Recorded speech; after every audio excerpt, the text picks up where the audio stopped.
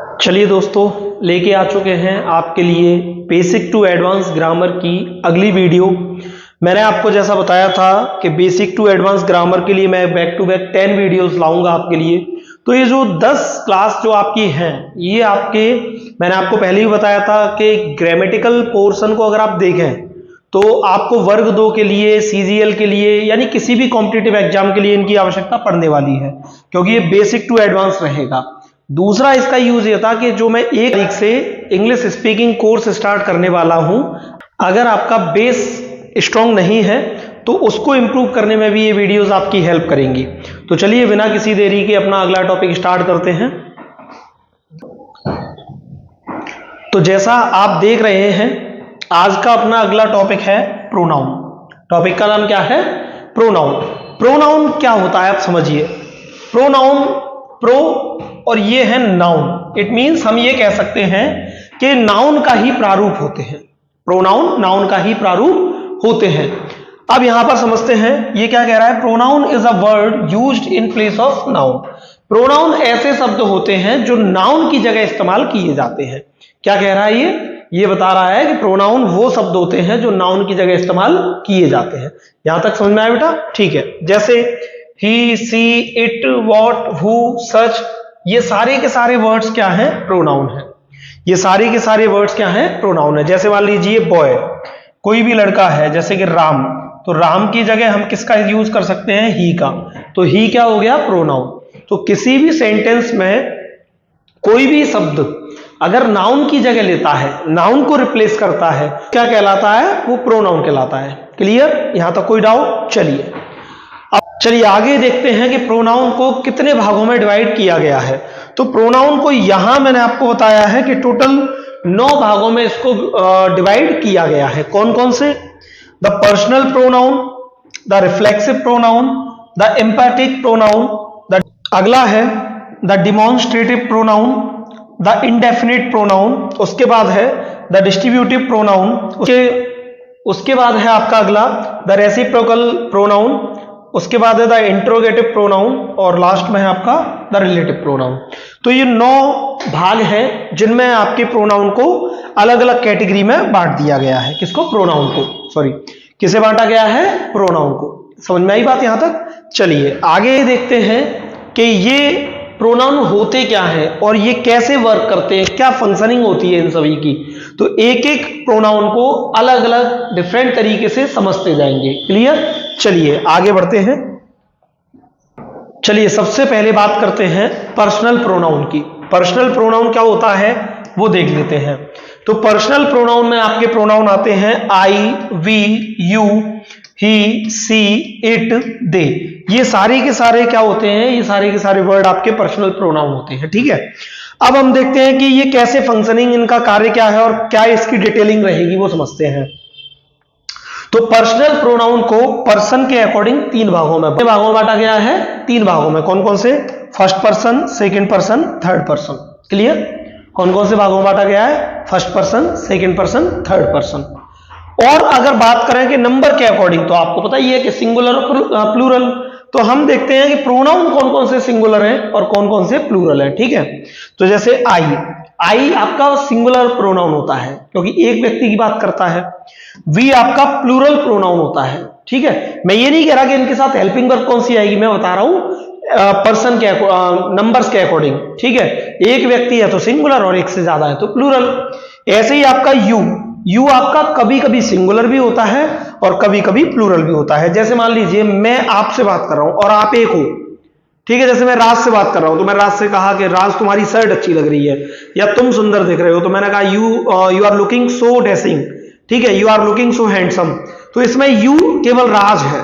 लेकिन मान लीजिए अब जैसे राज, श्याम, राम, ये सारे लड़के एक साथ खड़े हैं और मैंने आपसे इन बच्चों से कहा कि आप सभी बहुत ज्यादा इंटेलिजेंट हो, तो मैंने कहा कि यू आर वेरी इंटेलिजेंट। तो यहां पर ये यू राज, राम, श्याम इन सब के लिए लग गया। तो बात समझ में आ गई? यू कैसे सिंगुलर होगा, कैसे प्लूरल होगा। अगला है आपका थर्ड पर्सन। थर्ड पर्सन में आते हैं आपके ही, सी, इट, दे। तो इसमें से ही, सी, इट ये तीनों हमेशा सिंगुलर रहते हैं और दे ये आपका प्लूरल प्रोनाउन होता है। तो आपको यहां तक समझ में आया कि कौन कौन से प्रोनाउन सिंगुलर होते हैं और कौन कौन से प्रोनाउन आपके प्लूरल होते हैं। चलिए आगे बढ़ते हैं। अब ये सारे के सारे जो प्रोनाउन हैं आपके, इनका सिनेरियो समझिएगा, इनकी पोजीशन समझिएगा आप लोग, ठीक है। पोजीशन समझना बहुत इंपॉर्टेंट रहेगा। तो ये सारे के सारे आपको जो प्रोनाउन दिख रहे हैं, ये वाले, ये जो प्रोनाउन है, ये हमेशा किसकी जगह यूज होते हैं? सब्जेक्ट की जगह। हमेशा ध्यान रखिएगा, I, we, you, he, she, it, they, ये सारे के सारे प्रोनाउन आपके हमेशा सब्जेक्ट की जगह आएंगे। क्लियर? चलिए, अब इन्हीं का होता है ऑब्जेक्टिव प्रोनाउन। ऑब्जेक्टिव प्रोनाउन में आप देख रहे होंगे क्या छुपा हुआ है? ऑब्जेक्ट छुपा हुआ है। क्या छुपा हुआ है? ऑब्जेक्ट। तो ये सारे के सारे वर्ड, मी, अस, यू, देखिए यहां ये सब्जेक्ट है और यहां ये ऑब्जेक्ट है, समझ गए? तो ये वाला you, him, her, it, them, ये सारे के सारे जो वर्ड आपको दिख रहे हैं, ये सारे के सारे वर्ड आपको सेंटेंस में हमेशा ऑब्जेक्ट की जगह दिखाई देंगे। जैसे आपने देखा होगा स्ट्रक्चर क्या होता है अपना? Subject, helping verb, main verb और ऑब्जेक्ट, ठीक है। तो ये वाले जो प्रोनाउन है, सब्जेक्टिव प्रोनाउन, ये आपको हमेशा इस जगह मिलेंगे और ये जो ऑब्जेक्टिव प्रोनाउन है, ये आपको हमेशा इस जगह मिलेंगे। क्लियर? समझ में आ गया यहां तक? कोई डाउट? चलिए आगे है possessive pronoun, sorry possessive adjective. देखिए पजेसिव एडजेक्टिव और पजेसिव प्रोनाउन ये दोनों अलग अलग चीज होती हैं, इनको बहुत अच्छे से समझ लीजिएगा। पजेसिव एडजेक्टिव क्या होते हैं समझिए। जैसे कि इसी में से क्या बनता है? My, our, your, his, her, its, their. तो जब आप किसी भी वस्तु से किसी नाउन का या किसी प्रोनाउन का संबंध दर्शाने की कोशिश करते हैं तो उसको अपन बोलते हैं पजेसिव एडजेक्टिव। क्लियर? समझ में आया? जैसे मैं आपको समझाता हूं,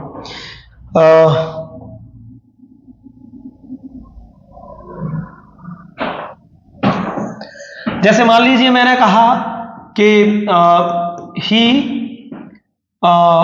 स्टॉल माई बुक, ठीक है, उसने मेरी किताब चुरा ली। तो ये माई क्या कर रहा है? माई यहां पर आपको संबंध दर्शा रहा है। किससे? बुक से। ठीक है, किससे संबंध दर्शा रहा है? माई बुक से, यानी ऑब्जेक्ट से। किसके साथ? ऑब्जेक्ट के साथ। जैसे मान लीजिए मैंने कहा कि ही will play his last match, he will play his last match। तो देखिए यहां पर ये हिज क्या कर रहा है? ये इस ऑब्जेक्ट के साथ संबंध दर्शा रहा है कि वो अपना लास्ट मैच खेलेगा। किसका लास्ट मैच? अपना। ठीक है, तो ये लास्ट मैच किसका हो गया? अपना। तो ये हिज क्या कर रहा है? ये इस ऑब्जेक्ट से संबंध दर्शाने की कोशिश कर रहा है। बात समझ में आ गई? चलिए, अब आप सोच रहे होंगे कि ये सब तो ठीक है, लेकिन फिर ये पजेसिव प्रोनाउन क्या है? ये पजेसिव प्रोनाउन होते क्या है? तो चलिए इनको भी समझ लेते हैं। जैसे कि माई की जगह अपन यूज करते हैं माइन का, आर की जगह यूज करते हैं आर्स का, योर की जगह यूज करते हैं योर्स का। अब कैसे? मैंने कहा इनकी जगह, तो कैसे समझिए। एक तो मैंने कहा कि आई है, या मान लीजिए मैंने बोला कि दिस इज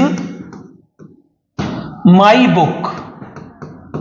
ठीक है, एक वाक्य तो ये हो गया आपका। एक होता है आपका this book is mine, this book is mine. तो यहां पर आप समझिए, यहां पर ये ऑब्जेक्ट के अकॉर्डिंग काम कर रहा है और यहां ये अपने आप में ही ऑब्जेक्ट बना हुआ है। So this is the difference between my and mine. चलिए, वैसे भी ये एक प्रोनाउन का टाइप है, तो अभी अपन डिटेल में पढ़ेंगे ही। जैसे कि अभी पर्सनल प्रोनाउन पढ़ा है, वैसे ही अपन रिफ्लेक्सिव प्रोनाउन भी पढ़ेंगे। ठीक है, तो आगे बढ़ते हैं अगले प्रोनाउन की तरफ। चलिए, अगला प्रोनाउन है अपना रिफ्लेक्सिव या एम्फेटिक प्रोनाउन। अब एम्फेटिक और रिफ्लेक्सिव प्रोनाउन होते क्या हैं? तो देखिए, दोनों में पहले मैं आपको एक चीज क्लियर कर दूं कि दोनों ही प्रोनाउन में सेल्फ लगा हुआ मिलता है। ठीक है, जब माई में, हिम में, जैसे कि मैंने अभी पीछे बताया था आपको, तो जब इन वर्ड्स में सेल्फ लग जाता है तो वो रिफ्लेक्सिव प्रोनाउन या एम्फेटिक प्रोनाउन बन जाते हैं। लेकिन अब ये एम्फेटिक प्रोनाउन या रिफ्लेक्सिव प्रोनाउन, दोनों में अंतर क्या है? क्योंकि आप कहोगे सर यहां भी माई सेल्फ है, यहां भी माई सेल्फ है, तो दोनों में क्या डिफरेंस होगा वो समझते हैं। तो ये क्या कह रहा है कि in these sentence we can see, इन वाक्यों में आपने देखा होगा these words is used as the object of verb, यानी ये जो यहां पर ये जो वर्ड है ये ऑब्जेक्ट बने हुए हैं। तो इन सेंटेंस में हम देख रहे हैं कि ये जो वर्ड है ये इस वर्ब के अकॉर्डिंग ऑब्जेक्ट बने हुए हैं। समझ में आई बात? जैसे कि आई हर्ट हिम माई सेल्फ, तो आई हर्ट माई सेल्फ, तो ये हर्ट के अकॉर्डिंग माई सेल्फ काम कर रहा है। बात समझ में आ गई? ऑब्जेक्ट ऑफ वर्ब क्या है? ये ऑब्जेक्ट ऑफ वर्ब जो किसको दर्शा रहे हैं? सेम पर्सन, उसी की बात कर रहे हैं, स्वयं की, खुद की बात कर रहे हैं। जैसे कि ही किल्ड हिमसेल्फ, तो ये किसकी बात कर रहा है? ये अपनी ही बात कर रहा है। और ये कैसे है? ये ऑब्जेक्ट ऑफ वर्ब है। ये क्या है? ऑब्जेक्ट ऑफ वर्ब है। लेकिन इसमें सिनेरियो अलग रहेगा आपका। एम्पैथिक प्रोनाउन क्या कहता है कि we can see that these words are used for the sake of emphasis called emphatic pronoun, यानी ये जो वर्ड हैं आपके, यहां आप लोग देख रहे होंगे कि ये जो वर्ड्स हैं ये स्वयं पर जोर देने के लिए यूज किए गए हैं। जैसे कि आप इसका अर्थ निकालोगे तो ये अर्थ निकल रहा है मैं स्वयं, मैं खुद, जैसे कि I will do it my self, मैं इसे स्वयं कर सकता हूं। तो ये इस बात पर जोर देने की कोशिश कर रहा है, इसीलिए इसको अपन जोर देने वाले सर्वनाम भी कह सकते हैं। एम्पैथिक प्रोनाउन मतलब जो किसी चीज पर या संज्ञा सर्वनाम पर जोर देने के लिए इनका इस्तेमाल किया जाता है। ठीक है, चलिए यहां तक समझ में आ गया होगा। अगला प्रोनाउन है आपका डिमॉन्स्ट्रेटिव प्रोनाउन। डिमॉन्स्ट्रेटिव प्रोनाउन की कैटेगरी में कौन कौन से वर्ड्स रखे गए उनको समझते हैं। तो जैसे कि यहां पर मैंने आपको बताया है कि कोई भी वर्ड किसी भी चीज को पॉइंट आउट करने के लिए इस्तेमाल किया जाता है तो वो डिमॉन्स्ट्रेटिव प्रोनाउन होते हैं। जैसे कि दिस, दैट, दीज, दोज, ये दिस, दैट, दीज, दोज, ये सारे के सारे वर्ड कौन से हैं? आपके डिमॉन्स्ट्रेटिव प्रोनाउन है। ठीक है, यहां पर आप समझ लीजिए दिस और दीज। पहले तो इनको ये समझिए कि दिस आपका सिंगुलर है, दीज प्लूरल है। ठीक है, ऐसे ही आपका दैट सिंगुलर है और दोज प्लूरल है। ठीक है, दिस का और दीज का, इन दोनों का यूज किया जाता है पास वाली चीजों को पॉइंट आउट करने के लिए। ठीक है, और दैट और दोज का इस्तेमाल किया जाता है दूर वाली चीजों को इंडिकेट करने के लिए, पॉइंट आउट करने के लिए। बात समझ में आ गई यहां तक? तो ये आपके होते हैं डिमॉन्स्ट्रेटिव प्रोनाउन। चलिए आगे बढ़ते हैं, अगले प्रोनाउन की तरफ चलते हैं। अगला प्रोनाउन है आपका डिस्ट्रीब्यूटिव प्रोनाउन। अब डिस्ट्रीब्यूटिव प्रोनाउन में कौन कौन से वर्ड्स आते हैं वो समझिए। तो ईच, आइदर, नाइदर, नन, ये आप एक चीज समझिए, हमेशा एक की बात करते हैं। किसकी बात करते हैं? एक की, इसीलिए इनको क्या बोलते हैं? Distributive pronoun. जैसे कि आप समझिए, इसमें कुछ याद रखने वाली बात क्या है? एक तो मैंने बता दिया कि एक की ही बात करेंगे। दूसरा ये कि these words are always singular, यानी ये वर्ड जब भी आपके लिए सेंटेंस में आएंगे तो ये हमेशा सिंगुलर होंगे। और डिस्ट्रीब्यूटिव प्रोनाउन के साथ आप हेल्पिंग वर्ब हमेशा कौन सी यूज करेंगे? सिंगुलर यूज करेंगे। ये याद रखने वाली बात है। ठीक है, समझ में आ गया आपका? तो ईच, आइदर, नाइदर, नन, ये आपके होते हैं डिस्ट्रीब्यूटिव प्रोनाउन। ये जब भी वर्ड सेंटेंस में आपको दिखे इनके साथ आप हमेशा सिंगुलर हेल्पिंग वर्ब का यूज कीजिएगा। Is that clear? चलिए आगे बढ़ते हैं अगले प्रोनाउन की तरफ। अगला प्रोनाउन है आपका इंटेरोगेटिव प्रोनाउन। अब इंटेरोगेटिव आप अच्छे से समझते हैं तो जितने भी आपके WH फैमिली के वर्ड होते हैं, जैसे कि मान लीजिए हु हो गया, व्हाट हो गया, हुज हो गया, हुम हो गया, वेयर हो गया, विच हो गया, ये सारे के सारे वर्ड जब कोई से इंटेरोगेटिव सेंटेंस में भी आएंगे तो ये भी प्रोनाउन होते हैं। क्यों प्रोनाउन होते हैं समझिए। जैसे कि मान लीजिए मैंने एक वाक्य लिखा कि what is your name, what is your name, तो इस व्हाट की जगह पर भी तो कोई नाम ही आएगा।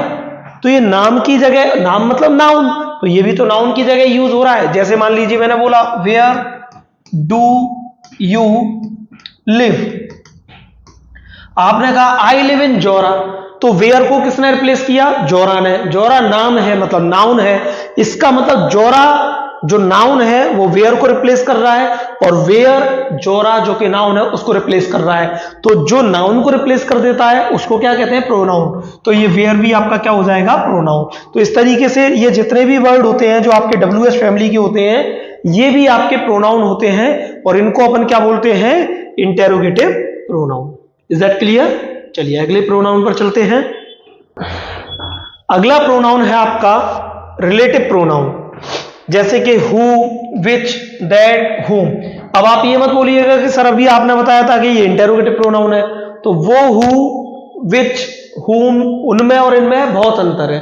वो सेंटेंस के स्टार्टिंग में यूज होने वाले प्रोनाउन है, ये सेंटेंस के बीच में यूज होने वाले प्रोनाउन है। तो जब ये वर्ड सेंटेंस के बीच में आ जाएंगे तो इनको अपन क्या बोलेंगे, रिलेटिव प्रोनाउन। जैसे कि समझिए, this is the soldier whom all praise. तो ये whom किसके लिए यूज किया गया है, ये सोल्जर के लिए यूज किया गया है, लेकिन ये whom कहां आया है, ये बीच में आया है। तो इसने किसको रिप्लेस किया है, नाउन को, इसीलिए whom क्या होगा, रिलेटिव प्रोनाउन होगा। जैसे कि this is the boy that I told you of. तो ये जो दैट है ये किसके लिए यूज किया गया है, ये नाउन के लिए यूज किया गया है, और ये कहां आया है, ये बीच में आया है, इसीलिए क्या है, ये रिलेटिव प्रोनाउन है। रिलेटिव प्रोनाउन मतलब जो रिलेशन बताए, रिलेटिव प्रोनाउन मतलब जो रिलेशन बताए, सीधी सी बात है। जैसे कि आपने रिलेटिव नाउन पढ़े हैं, क्लॉज तो पढ़े होंगे ना, उन्हीं की जगह रिप्लेस कर देते हैं किसको, प्रोनाउन को। ठीक है, तो जैसे कि रिलेटिव क्लॉज होते हैं वैसे ही आप इसको रिलेटिव प्रोनाउन करके समझ सकते हैं। ठीक है, बहुत इजी होता है। आशा करता हूं आपको यहां तक समझ में आया होगा। क्लियर? चलिए अगले प्रोनाउन पर चलते हैं। अगला प्रोनाउन है आपका इंडेफिनिट प्रोनाउन। क्या है आपका, इंडेफिनिट प्रोनाउन। इसमें कौन कौन से वर्ड्स को रखा गया है, all, nobody, somebody, one, many, others, ये सारे वर्ड्स क्या होते हैं आपके इंडेफिनिट प्रोनाउन। क्यों, समझिए, these pronoun does not refer to any person और थिंग। ये पर्टिकुलर किसी एक पर्सन को या किसी एक वस्तु को इंडिकेट नहीं करते, रेफर नहीं करते। इनको साधारणतः सेंटेंस में यूज किया जाता है, all of us were in comfort, हम सभी आरामदायक है, या हम सभी सहज हैं, हम सभी सहज हैं। तो इसमें ये जो ऑल है, इसमें ये जो नोबडी है, इसमें जो समबडी है, ये कौन से प्रोनाउन होंगे आपके, ये कहलाएंगे आपके इंडेफिनिट प्रोनाउन। ठीक है, यहां तक समझ में आ गया।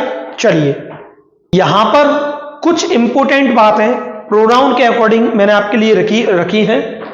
इनको आप अपने कॉम्पिटिटिव एग्जाम के नजरिए से बहुत अच्छे से पढ़िएगा, समझिएगा, क्योंकि हर कॉम्पिटिटिव एग्जाम में मोस्टली एरर यहीं से आते हैं, तो आप समझने की कोशिश करेंगे।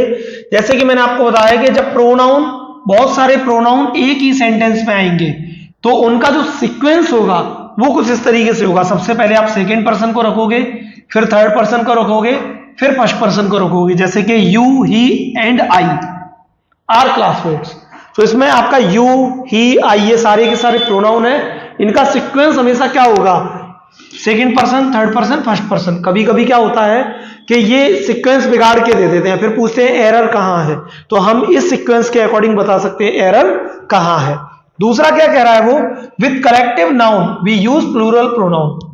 देखिए, जब कलेक्टिव प्रोनाउन अलग अलग अपने मतों की बात करते हैं तो फिर उनके साथ प्रोनाउन के वो हेल्पिंग वर्ब कैसी आती है, प्लूरल आती है, और उनके साथ प्रोनाउन भी कैसा आता है, प्लूरल आता है। जैसे कि मान लीजिए हमने कहा the committee left there seats, तो अब ये देयर सीट्स मतलब अपनी अपनी सीट, तो कमेटी वैसे तो सिंगुलर है, लेकिन अब ये बात कर रहे हैं कि अपनी अपनी सीट, तो ये अपनी अपनी सीट के अकॉर्डिंग क्या हो गया, ये प्लूरल हो गया। प्लूरल हो गया तो हमने भी उसमें क्या डाल दिया, प्लूरल प्रोनाउन डाल दिया। क्लियर? आगे वो क्या कह रहा है, objective case of personal pronoun are always used after let, like, between, but and preposition, कोई भी प्रीपोजिशन हो। तो याद रखिए, जब भी किसी भी सेंटेंस में आपको पर्सनल प्रोनाउन का ऑब्जेक्टिव केस यूज होगा और अगर उस वाक्य में लेट है, लाइक है, बिटवीन है, बट है या कोई और प्रीपोजिशन है, तो वो हमेशा इन वर्ड्स के बाद में यूज होगा। जैसे कि मी, तो मी क्या है आपका पर्सनल प्रोनाउन का ऑब्जेक्टिव केस है, तो लेट के बाद यूज हुआ है। ऐसे ही यहां पर हमने लाइक के बाद यूज किया है। तो पर्सनल प्रोनाउन का जो ऑब्जेक्टिव केस होगा उसको आप हमेशा इन वर्ड्स के बाद में ही यूज करेंगे। क्लियर? अगला क्या कह रहा है, keep emphatic pronoun near the subject, यानी जो आपके इंपेटिक प्रोनाउन होते हैं उनको आप हमेशा सब्जेक्ट के पास में रखिए। जैसे कि Radha herself did the task, Radha खुद से अपना काम करी या राधा ने खुद से अपना काम किया, लेकिन जो रिफ्लेक्सिव प्रोनाउन होते हैं ये सब्जेक्ट से दूर रखे जाते हैं। तो जैसे कि Rohan ruined himself in his youth, Rohan ने अपने आप को अपने युवा काल में ही नष्ट कर दिया। तो यहां पर आप एक चीज समझेंगे, अगर वो आपसे पूछेगा, जैसे मान लीजिए उस आप अभी आपको मैंने आपको समझाया था, क्या समझाया था मैंने आपको, कि जिसमें सेल्फ लगा होता है वो आपका क्या होता है, रिफ्लेक्सिव प्रोनाउन भी होता है और एम्पैथिक प्रोनाउन भी होता है। हमें कैसे पता लगेगा, तो शॉर्ट ट्रिक उसकी मैंने आपको दी है कि अगर वो सेल्फ वाला वर्ड सब्जेक्ट के पास है तो वो एम्पैथिक प्रोनाउन है और सब्जेक्ट से दूर है तो क्या होगा, रिफ्लेक्सिव प्रोनाउन होगा। क्लियर, सिंपल है ये। तो ये मैंने आपको बेसिक टू एडवांस, जो ये स्लाइड है आपकी, ये एडवांस के लिए बहुत इंपॉर्टेंट है। बाकी चीजें मैंने आपको बेसिकली ऊपर ऊपर से सारी चीजें समझाई हैं। तो उम्मीद करता हूं कि आपको ये पूरा वीडियो अच्छे से समझ में आया होगा।